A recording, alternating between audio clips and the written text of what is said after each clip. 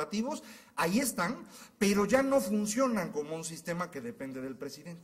Actúan de forma autónoma y por eso hemos notado cada vez más su presencia. Lo que no se acaba es el nacionalismo revolucionario. Seguimos enseñándole a nuestros niños en los libros de texto gratuito que ser empresario es malo, que lo que es bueno es ser campesino y obrero. Seguimos enseñándole a nuestros niños en la primaria que lo importante es formar parte de esta colectividad. Es decir, seguimos reproduciendo al régimen colectivista entre nuestros niños. Si ustedes leyeran los libros que se utilizan en la educación media superior o preparatoria, se espantarían. Es una cosa verdaderamente espantosa. Bueno, eso es lo que estamos haciendo con ellos, no lo hemos logrado cambiar. Y esta ideología se va manteniendo y por eso hace tan complejo tomar decisiones. Y es importante reconocer que el régimen de la revolución, el régimen que gobernó a México durante el siglo XX, no dejó nada bueno. Tenemos hoy en México una economía de privilegiados. Solo quienes tienen privilegios tienen éxito en México, sean empresarios oligopólicos o monopólicos, o sean líderes sindicales o líderes de centrales campesinas. Tenemos una política en la que no hay ciudadanos, tenemos una sociedad que es profundamente injusta y discriminadora.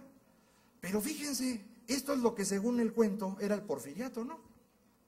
Y no nos damos cuenta que hoy tenemos exactamente lo mismo que tuvimos hace 100 años, no lo hemos logrado cambiar, no se modificó en nada, y no nos damos cuenta porque los mitos que se construyeron sobre el siglo XX no nos dejan verlos. Mitos, por ejemplo, como el milagro económico mexicano, ¿se acuerdan? México fue un éxito entre 1946 y 1971, y de 71 para acá quién sabe qué pasó, pero ya no funcionamos. En esa época crecíamos a una velocidad extraordinaria, 3% anual por habitante crecía México. Pues sí, pero eso crecían todos. Entre 1946 y 1971, el crecimiento promedio mundial por habitante es exactamente 3%. O sea, el milagro es que crecimos lo mismo que los demás.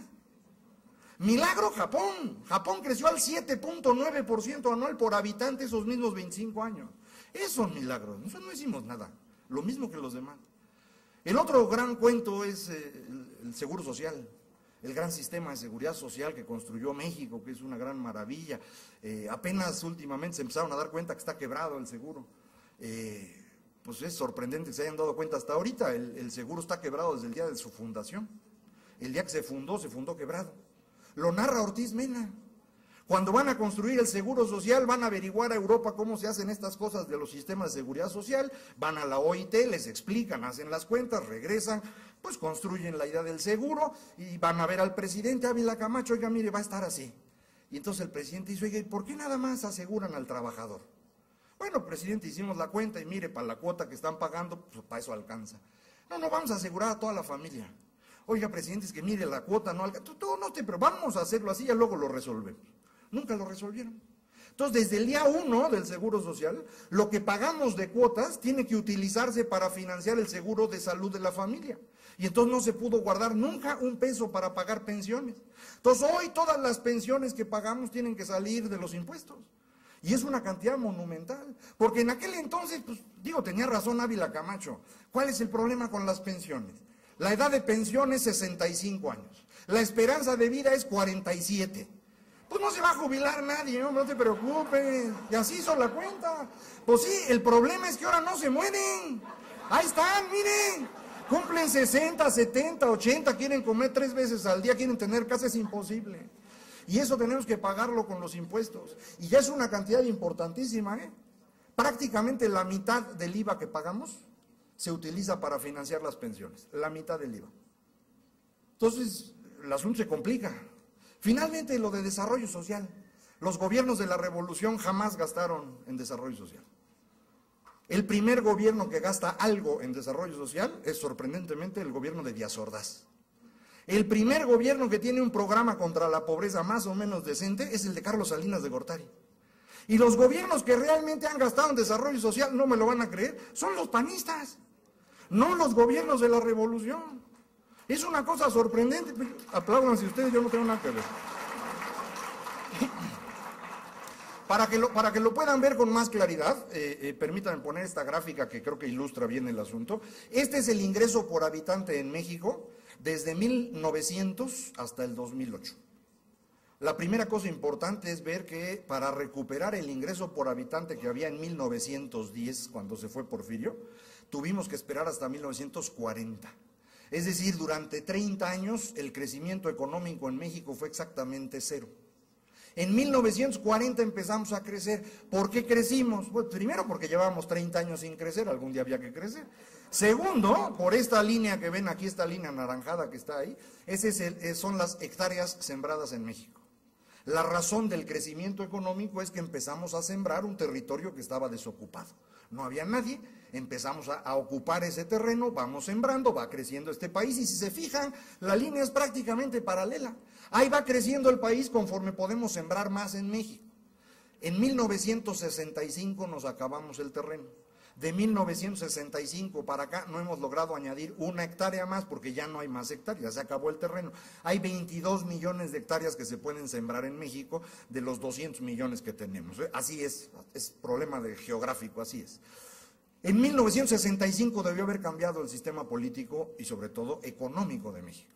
Debíamos haber empezado a hacer las cosas distinto porque ya no había cómo sostener el crecimiento. Pero el problema es que quienes gobernaban necesitaban ese crecimiento. Porque era un régimen corporativo, es decir, las corporaciones sostenían al régimen.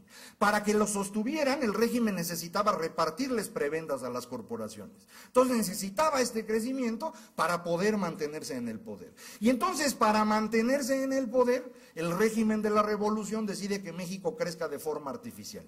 ¿Cómo le hace uno para crecer de forma artificial? Con esta línea verde que ven aquí, que es la deuda externa, medida como porcentaje del PIB. Vean ustedes cómo la línea verde va moviendo a la línea negra parejito, parejito, parejito, hasta que en 1980 esto se vuelve exponencial, ya no lo puedo graficar, por eso las líneas punteadas. La línea se va a 1200 puntos, el eje llega a 200. Necesito 6 pisos para graficar y nunca me han invitado a un auditorio que tenga 6 pisos de alto, entonces siempre se queda ahí. México debió haber desaparecido en 1980. Quebramos por completo. ¿Por qué no desaparecimos? ¿Cómo es que sobrevivió el régimen todavía casi 20 años más? Pues gracias a esta última raya que ven aquí, que es el petróleo. Esa es la producción de petróleo en México. Vean primero cómo este no es un país petrolero. Normalmente producimos poquito, hasta que de pronto a mediados de los 70 vean el brinco que da esa cosa. Eso es Cantarell. Descubrimos Cantarell y de Cantarell hemos vivido los últimos 30 años. Es lo que ha permitido que México se mueva. Si se fijan en la gráfica, la línea negra empieza a moverse exactamente igual que la línea cafecita. Es el petróleo el que mueve a este país los últimos 30 años. Entonces vean lo que hemos hecho durante el siglo XX. Durante 30 años no crecimos nada. Luego crecimos 25 años agotando el campo. Luego 15 años agotando el crédito. Luego 30 años agotando el petróleo. Ahora ya no hay ni campo, ni crédito, ni petróleo. ¿Ahora qué vamos a hacer? Es una cosa espantosa, ¿eh? La única alternativa que yo veo, lo que han sugerido, yo no estoy de acuerdo, vamos a tener que trabajar. No hay otra, ¿eh? Yo francamente estoy en desacuerdo, pero... Ahora dejen aclarar, porque todo el mundo siempre se ríe. Los mexicanos trabajamos muchísimo.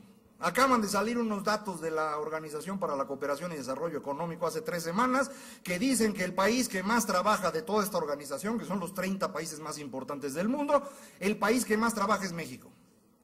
Sí, efectivamente, somos los que más trabajamos, somos los que menos producimos. Este no es un país de flojos, es un país de inútiles. Y eso es lo que necesitamos cambiar. Decía yo, el régimen desaparece en 97, el presidente deja de ser la piedra angular del sistema político, tiene que gobernar con la ley, las corporaciones son autónomas, se van transformando en lo que ahora ustedes llaman poderes fácticos, y esto empieza a ocurrir también con gobernadores, con Congreso, en donde ahí es donde el pleito empieza a reflejarse.